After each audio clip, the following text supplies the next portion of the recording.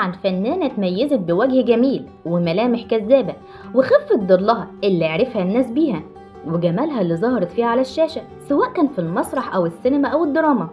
بالرغم من أعمالها القليلة قدرت تنجح وتبقى من ألمع نجوم جيلها، لكن للأسف رحلت عن عالمنا السنة الماضية، بالتحديد كان يوم 26 فبراير لعام 2022. الفنانة المصرية جلا أشرف فهمي ابنة المخرج أشرف فهمي، ولدت في القاهرة عام 6 نوفمبر 1962. درست في كلية الآداب قسم اللغة الإنجليزية، حصلت على ليسانس سنة 1986. في بداية حياتها كانت بتعيش في مدينة سانتياغو، بعد كده انتقلت للعيش مع أهلها في مدريد عاصمة أسبانيا. كانت بتتحدث اللغة الإسبانية بطلاقة كأنها من أهل البلد الأصلية. والدتها كانت خريجة كلية آداب لغة فرنسية، كان من الطبيعي يعني إن هي برضو تتحدث اللغة الفرنسية بطلاقة.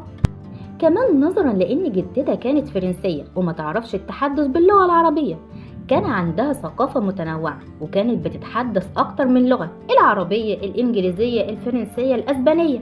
كان كل اللغات دولت كان لهم تأثير في حياتها الفنية والاجتماعية.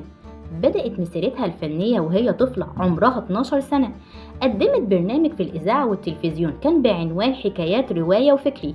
بعدها اتفرغت للعمل في السينما، قدمت في بداية مشوارها الفني دور صغير في فيلم يوم مر ويوم حلو، كان مع سيدة الشاشة العربية فاتن حمامة.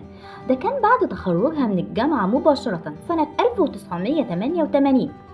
بعدها قدمت فيلم مع والدها المخرج أشرف فهمي، كان دور البطولة في فيلم إعدام قاضي، وما تعاونتش معاه تاني في أي عمل.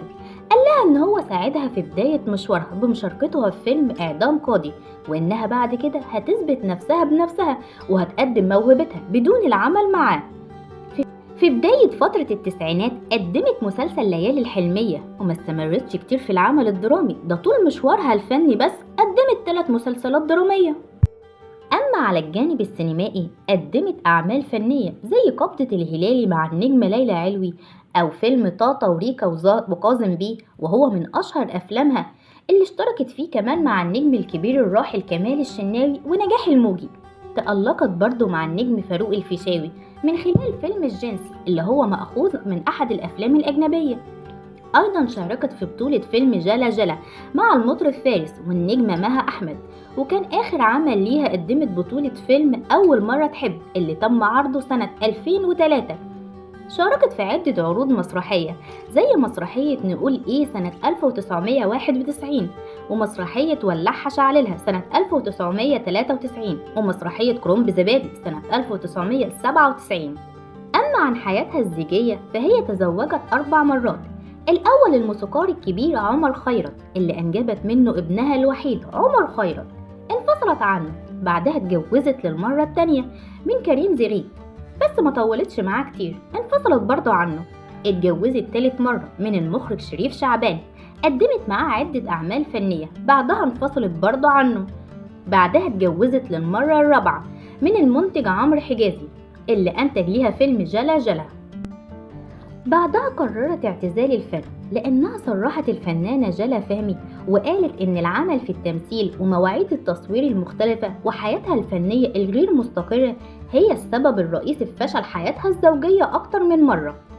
في عام 1992 أنتجت الفنانة جلا فهمي شريط غنائي لنفسها، لكن بعد ما انتهت منه قررت عدم طرحه. في عام 2002 قدمت بقى أغنية بعنوان أطفال الحجارة، وده لأن مساندتها ودعمها للشعب الفلسطيني، وده كان من كلمات الشاعر الكبير فؤاد نجم وألحان الموجي الصغير. بعدها قررت اعتزال الفن، اختفت منذ سنوات طويلة عن الجمهور، لكنها عادت للظهور عدة مرات في بعض المناسبات زي مثلا عزل كابتن طارق سليم، وظهرت أيضا في فرح زفاف ابنها عمر على شبكة التواصل الاجتماعي.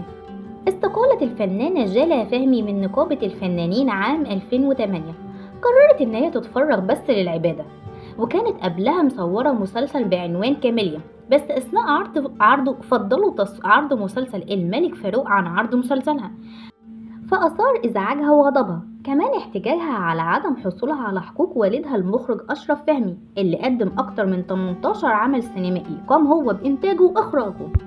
بعد الأحداث دي كلها فجأة تعرضت لأزمة حادة في الدورة الدموية، وتوقفت عضلة القلب مع جلطة في الدماغ أدى إلى توقف قلبها تماما، وتوفت الفنانة جلا فهمي عن عمر 52 سنة.